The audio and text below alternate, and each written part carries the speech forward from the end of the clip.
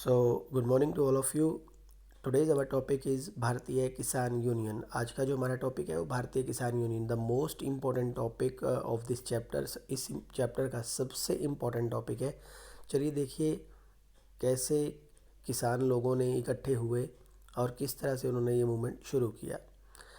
तो कहते हैं 70 के दशक से भारतीय समाज में कई तरह के असंतोष पैदा हुए। इससे पहले हमने देखा कि किस तरह से जो उत्तराखंड में चिपको मूवमेंट चलाया गया था उसके बारे में किस तरह से उन्हें कामयाबी मिली, और यहाँ तक कि समाज के जिन तबकों को विकास प्रक्रिया से कुछ लाभ हुआ था उनमें भी सरकार और राजनीतिक दलों के प्रति नाराज़गी थी।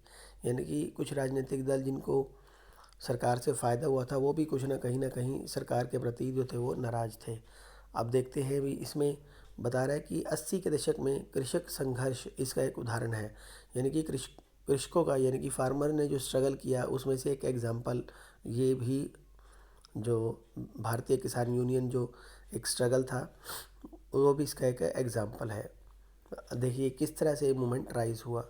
कि बात चल रही है 1988 के जनवरी में उत्तर प्रदेश के एक शहर मेरठ में लगभग 20,000 किसान जमा हुए। अब देख लीजिए 20,000 किसानों की बात हो रही है जो कि मेरठ के एक उत्तर प्रदेश के मेरठ शहर में इकट्ठे हुए थे। बात 1988 की है।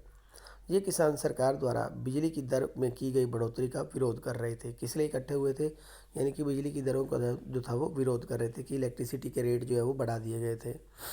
किसान जिला समाहर्ता के दफ्तर के बाहर 3 हफ्तों तक डेरा डाले रहे। यानी कि 3 हफ्तों तक अपनी बातों पर या अपनी मांगों पर जो थे अड़े रहे थे। इसके बाद इनकी मांग मान ली गई। किसानों का यह बड़ा अनुशासित धरना था। जिन दिनों में धरने पर बैठे थे उन दिनों आसपास के गांवों से निरंतर उन्हें राशन पानी मिलता रहा था। मेरठ के इस धरने को ग्रामीण शक्ति का या कहें कि काश्तकारों की शक्ति का एक बहुत बड़ा प्रदर्शन माना गया था। यानी कि आपने देखा किस तरह से 3 हफ्तों तक किसान जो थे वो बैठे रहे, अपने धरना प्रदर्शन पर बैठे रहे, और फिर सरकार को जो है वो उनकी मांगों को मानना पड़ा। और ये सारा काम जो था वो बड़ा ही सहज तरीके से कर लिया गया। भारतीय किसान यूनियन के सदस्य थे ये सारे के सारे जो बैठे हुए थे। भारतीय किसान यूनियन BKU पश्चिमी उत्तर प्रदेश और हरियाणा के किसानों का एक संगठन था। यानी कि ये संगठन जो है वो पश्चिमी उत्तर प्रदेश और हरियाणा के इलाकों का एक संगठन था। यह 80 के दशक के किसान आंदोलन के अग्रणी संगठनों में से एक था। यानी कि जो जितने भी मूवमेंट चले 80 के दशक में उनमें उनके लिए एक अग्रणी संगठनों में से एक था। ये उनके ऑर्गेनाइजेशन में आगे था। तीसरे अध्याय में आपने पढ़ा था कि सरकार ने जब हरित क्रांति की नीति अपनाई थी तो 1960 के दशक के अंतिम सालों में हरियाणा, पंजाब, पश्चिमी उत्तर प्रदेश के किसानों को फ़ायदा शुरू हो गया। इसके बाद के सालों से इन इलाकों में गन्ना और गेहूं मुख्य नकदी फसलें बने।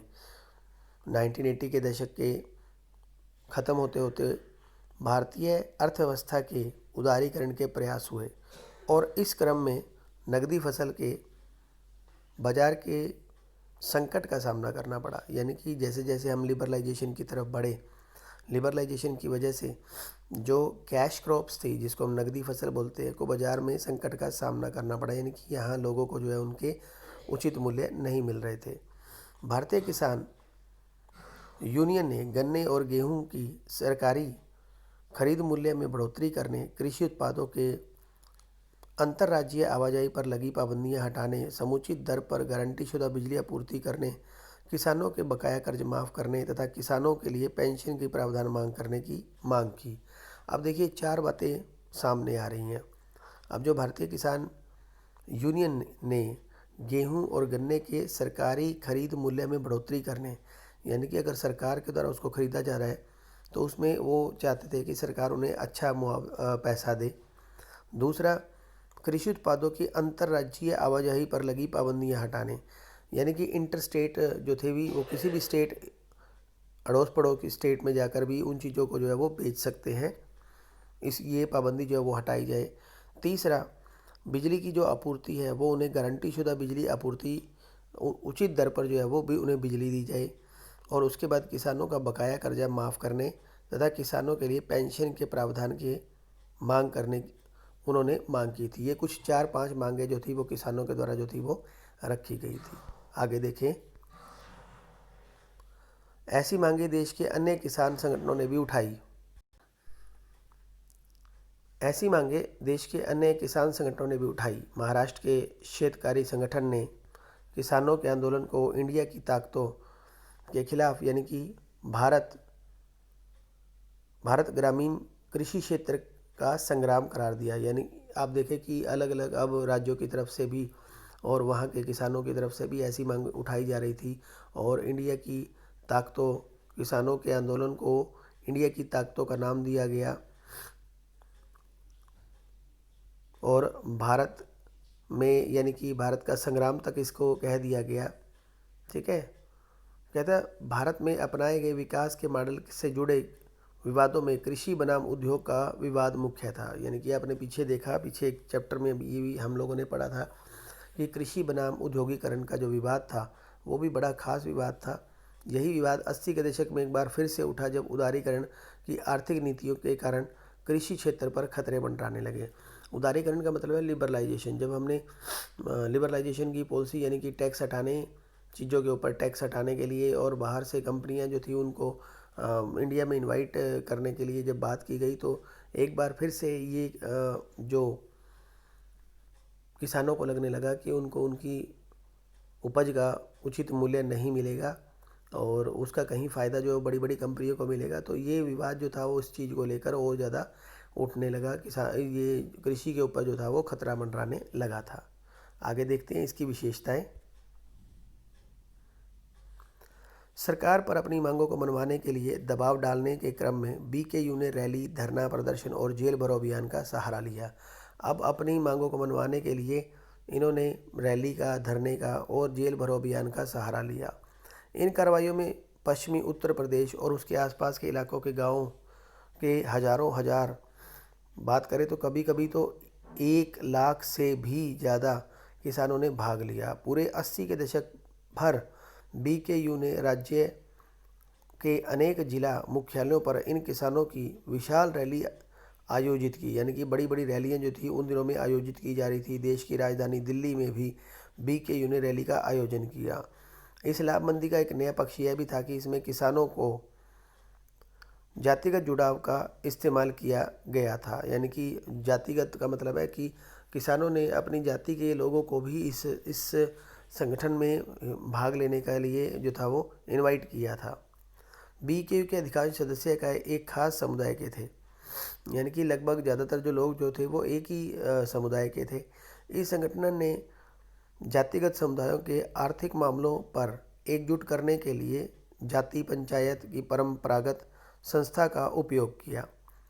किसी औपचारिक सांगठनिक ढांचे के अभाव के बावजूद बीकेयू अपने को लंबे समय तक कायम रख सका। अब ये कह रहा है भी कोई भी फॉर्मल ऑर्गेनाइजेशन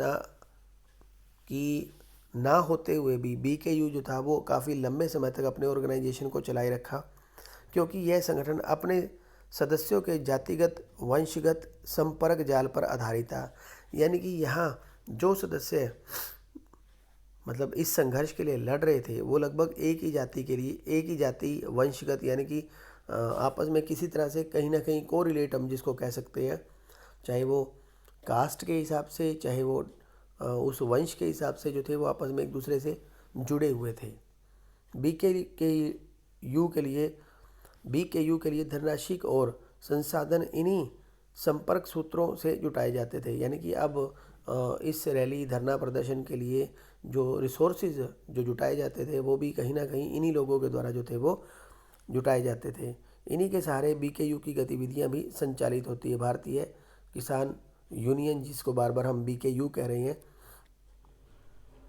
आगे देखेंगे, 1990 के दशक के शुरुआती सालों तक बीकेयू ने अपने को सभी राजनीतिक दलों से दूर रखा था। यानी कि ये किसी भी राजनीतिक दल के नज़दीक नहीं थे। बीकेयू जो थे 1990 के शुरुआती सालों में यह अपने सदस्यों की संख्या बल के दम पर राजनीति में एक दबाव समूह की तरह सक्रिय था। यानी कि ये दोबारा देखिए क्या कह रहा है, कहता है यह अपने सदस्यों की संख्या बल के दम पर, यानी कि बल के दम पर राजनीति में एक दबाव समूह की तरह सक्रिय था, यानी कि एक दबाव समूह की तरह काम कर रहे थे। इस संगठन ने राज्यों में मौजूद अन्य किसान संगठनों के साथ लेकर अपनी कुछ मांगें मनवाने में सफलता पाई थी। यानी कि जितने भी दूसरे राज्यों के किसान थे उनके साथ उन्हें अपने साथ करके इन्होंने अपनी मांगें मनवाने में सफलता पाई थी। इस अर्थ में किसान आंदोलन 80 के दशक में सबसे ज़्यादा सफल सामाजिक आंदोलन था। इस आंदोलन की सफलता के पीछे इसके सदस्यों की राजनीतिक मोल भाव की क्षमता का हाथ था।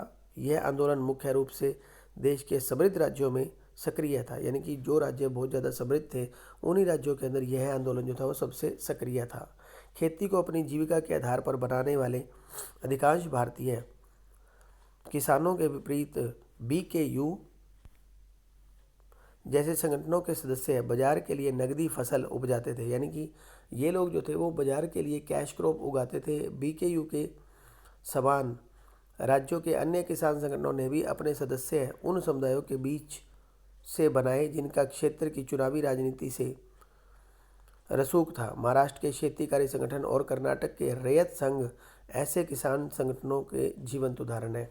यानी कि अगर हम बात करें तो महाराष्ट्र के क्षेत्रीकारी जो संगठन था या कर्नाटक के रैयत जो ऑर्गेनाइजेशन है, रैयत को रैयत ऑर्गेनाइजेशन ही बोला जाएगा, और महाराष्ट्र के क्षेत्रीकारी जो संगठन है उनको भी क्षेत्रीकारी ऑर्गेनाइजेशन बोला जाएगा। वो भी इसी किसान संगठनों का एक जीवंत उदाहरण है जो कि BKU के साथ मिलकर चले, अपने संघर्ष जिन्होंने संघर्ष को जीवित रखा, अपना स्ट्रगल किया और उसमें सफलता हासिल की।